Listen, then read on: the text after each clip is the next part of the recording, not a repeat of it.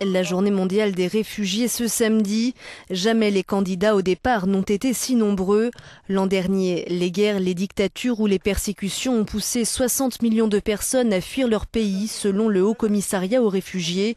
Un record face auquel les instances internationales se sentent de plus en plus dépassées. Pour le responsable de l'organisation qui s'est rendu à la frontière turco-syrienne dans des camps, les pays sont confrontés à un moment de vérité. De nombreuses parties du monde sont en proie au chaos.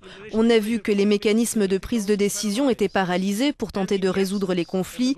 En l'absence de système de gouvernance mondiale ou de relations politiques claires, l'impunité et l'imprévisibilité sont devenues les règles du jeu.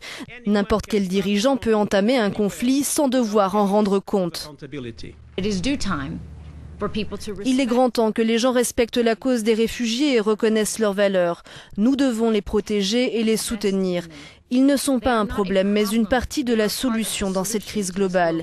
Ils sont le potentiel de reconstruction et de restabilisation de leur pays.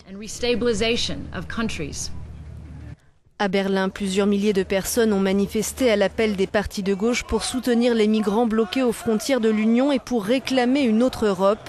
Des cortèges se sont aussi formés à Rome et Paris alors que les États membres ne sont toujours pas parvenus à un accord pour se répartir les demandeurs d'asile.